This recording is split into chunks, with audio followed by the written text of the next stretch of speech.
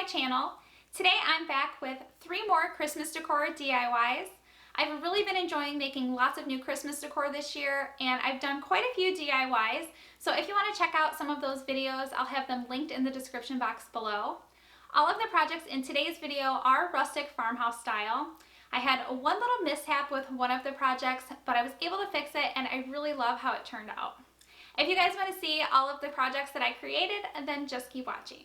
First up is DIY number 1, and the materials I used for this project was this standing Christmas tabletop sign from Dollar Tree, a 3-inch embroidery hoop from Michaels, wooden words from the Target Dollar Spot, Waverly chalk paint in plaster, folk art chalk paint in Java, paintbrushes, burlap ribbon from Dollar Tree, painter's tape from Dollar Tree, Christmas stems from Michaels, jute, scissors, sandpaper, and my hot glue gun. For this project, I'm going to be using the back of this sign, so I'm peeling off the sticker that was on there and then just sanding off all of the sticky residue that was on there from the sticker. I want to make sure that I have a nice clean surface before I start painting. And I'm also using my scissors to pop off the little hanger that was on the sign, and then just sanding off any of the little rough edges that were on there as well. Next, I'm painting the inside of the square sign with my chalk paint in the color plaster. I did have to do 2 coats of this paint, and I also painted around all of the inside edges. Once my paint has completely dried, I'm then placing a piece of painter's tape right in the center of my painted surface. This is how I'm going to be creating my lines. And then I'm going to be placing another piece of painter's tape right above that, leaving a small space in between the 2 pieces of tape. And then just continuing that step on the bottom and then also the top so that I have it completely covered in painter's tape, leaving a space in between each piece. Now I'm dry brushing my Java colored chalk paint in between all of my pieces of painter's tape. I'm using the dry brush technique so that my lines will have a nice rustic distressed look. Once that's all painted, then I'm just peeling off each piece of painter's tape. Next, I'm using my Java colored chalk paint once again, and I'm painting around all of the outside edges of this square, and I did only have to do 1 coat of this paint. Once my paint has all dried, to distress all of the outside edges, I'm dry brushing on my plaster colored chalk paint. Next, I'm taking apart my embroidery hoop by removing the screw at the very top, and then I'm painting both of my circles with my Java colored chalk paint, and I wasn't worried about how the paint looked because I wanted them to look very distressed. Next, I'm dry brushing my plastered colored paint right onto both of my hoops. I wanted the hoops to be the same color as the outside of my square. I'm then painting the screw of my embroidery hoop with my Java colored chalk paint, and then using this Merry word from the Target Dollar Spot wood letter pack, I'm painting that in the plastered colored chalk paint, and I did have to do 2 coats of this paint to cover up the red. Next, I'm measuring and cutting out a piece of burlap ribbon from Dollar Tree, and I'm placing it over top of the inner embroidery hoop and then placing the outer hoop over top of that so that I have my ribbon going throughout the middle of my hoop. And then just taking the screw and screwing it back in the very top so that I have all of my ribbon nice, tight, and secure. And I was able to move my ribbon around a little bit to make sure that it was centered exactly before I finished screwing it completely in. And originally I was going to have my ribbon hanging out of my hoop, but here I decided not to, so I'm just cutting the ribbon down as close as I can to the sides of the hoop. And now I'm cutting a small piece of this greenery from my Christmas stem, and I'm hot gluing it right in the center of my burlap ribbon. Once the greenery is all glued down, I'm then placing some hot glue right on the back side of my painted Merry word and placing that right over top of the greenery. Next, I'm stringing a doubled piece of jute through the top of my embroidery hoop screw. I'm centering the jute and then hot gluing the pieces down on the back side of my square.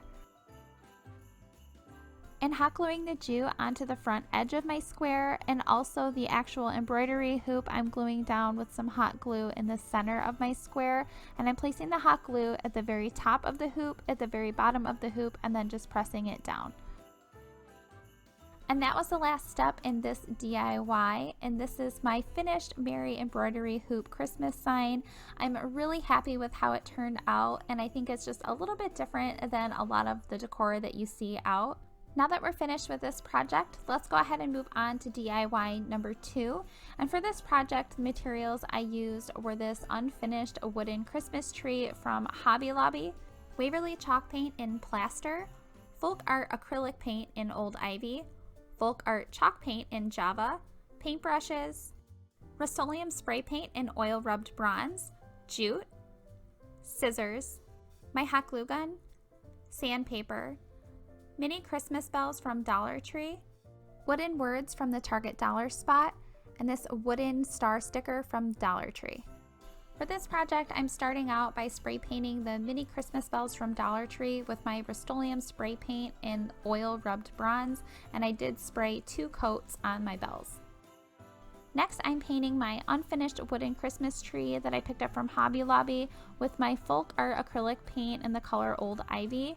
I did have to do 2 coats of this paint, and I made sure that I got the paint in between all of the wooden slats and on the sides of my tree. I'm then painting the trunk and the base of my tree with my chalk paint in the color plaster, and I did have to do 2 coats of this paint. Once that paint has completely dried, I'm using my chalk paint in the color Java, and I'm dry brushing that over top of where I just painted the plaster color to give the base and the trunk of my tree a nice distressed look. Next, I'm painting this Believe word that I picked up from the Target Dollar Spot in my chalk paint color plaster. I'm also using the word Believe, but that one was already painted white, so I didn't have to paint that one. I'm also using this wooden star sticker from Dollar Tree. I took the sticker part off of the back. The front part is all glitter, but I'm not using that side. I'm using the back wooden side, and I'm painting that in my plastered color chalk paint, and I did 1 coat of that paint and then dry brushed the Java color over top as well. And now back to my tree. I'm now using a piece of sandpaper to sand around all of the edges and the front surface of my tree. As you can see, this wooden tree has a nice texture to the wood, so anything that I'm sanding over, it's taking the paint off where all of the wood is raised, and it's giving me a nice rustic look. I'm stringing one of the painted Christmas bells onto a double piece of jute. I'm placing the jute in a diagonal shape on one of the top wooden slats of my tree, and then hot gluing the ends of the jute onto the back of my tree. Now I'm stringing 2 of the painted bells onto a double piece of jute. I'm placing this piece of jute with the bells in a diagonal shape on the center slat of my wooden tree, and then hot gluing the ends of the jute right on the back of my tree. And for the bottom slat of my tree, I'm stringing 3 of these painted bells onto a double piece of jute, placing them in a diagonal along the bottom slat, and then hot gluing the jute ends down onto the back of my tree.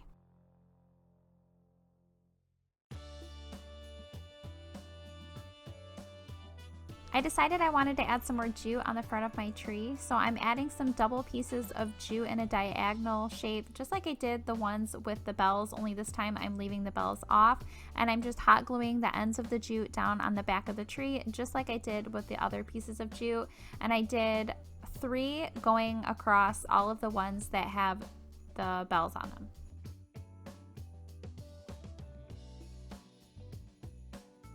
Next, I'm hot gluing my painted star right onto the top of my tree, and I wanted to add 1 more piece of jute on the very top slat of my tree since it didn't have anything, so I'm doing this just like I did the other ones in a diagonal shape and hot gluing the jute on the back of the tree.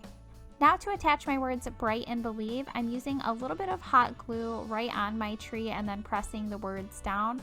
I used Bright towards the top of my tree and then the word Believe towards the bottom in between the jute.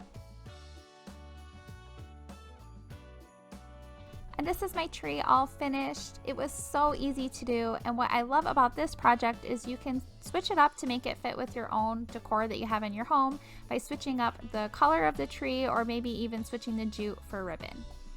Now that we're all finished with this DIY, let's go ahead and move on to the last and third DIY for today.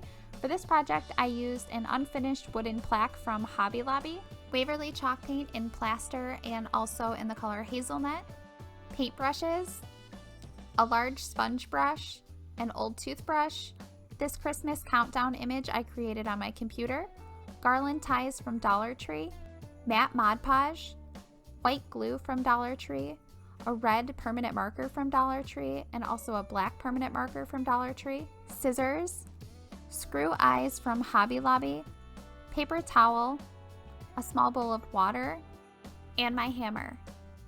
I'm starting out by placing some of this white glue that I picked up from Hobby Lobby onto a white piece of printer paper. I'm then spreading out the glue with a large sponge brush into a thin layer. Once all of that glue has dried, I'm then placing it into my printer with the glue side facing to where it's going to be printed on. And then I'm printing the image that I created onto my computer onto the piece of paper that has the glue on it. And I will have the image linked down below. Next, I'm painting my wood plaque that I picked up from Hobby Lobby with my plaster color chalk paint, and I did have to do 2 coats of this paint, but I made sure that I painted around all of the edges.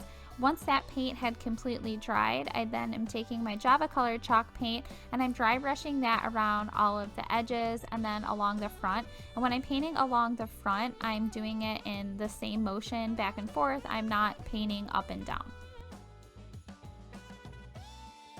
To give a little bit more dimension, I'm now taking my hazelnut colored chalk paint and I'm painting that over where I just painted all of the Java colored paint, only this time I'm concentrating it a little bit more around the front edges of my plaque. Next, I'm applying some of this matte Mod Podge onto the very front of my plaque, and to spread out the Mod Podge, I'm using a large sponge brush and I'm just spreading it out into a thin layer. While the Mod Podge is still wet, I'm applying my printed image to the center of my plaque. I'm pressing down to make sure that it attaches really nicely and then just pressing out any of the bubbles with my fingers. Once my paper is attached, I'm letting it sit for 24 hours. It's now sat for 24 hours and now I'm taking a bowl of water and some paper towel to wet the paper, and once it's all saturated in water, I'm starting to peel the paper off. I'm using an old toothbrush to start to scrub some of the paper away. It was a little bit easier this way, but this is where I started to have the little mishap with this DIY. I'm not sure why, but the ink started to come off as I was scrubbing with the toothbrush. From all of the tutorials and things I've seen on this method, it's not supposed to do that. I don't know what's with me and these transfer methods. Some of them work, some of them don't, but it was worth a shot. I ended up fixing it here by using some of these Sharpies that I picked up from Dollar Tree. I had gotten all of the paper off and made sure that I didn't have any residue from the glue, and then I started writing with the red Sharpie for my words Christmas and countdown, and then once I had those all written on, I used my black Sharpie just to go over all of the numbers. If any of you have tried the Mod Podge transfer method and you saw something that I did wrong, please let me know in the comments down below so next time I can get it right. I wanted my words and my numbers to have an aged look to them, so for my words Christmas countdown, I'm dry brushing them with the Java colored paint, and then for all of my numbers, I'm dry brushing them with my plaster colored chalk paint. Now I'm attaching the screw eyes that I picked up from Hobby Lobby. I'm putting them right above each number, and I'm using my hammer to hammer the tip of the screw eye in, and then just using my fingers to finish screwing them down into the wood.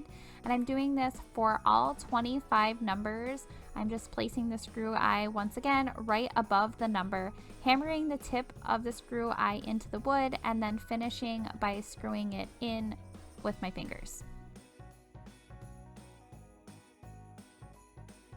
Now I'm cutting a small piece from one of these garland ties from Dollar Tree.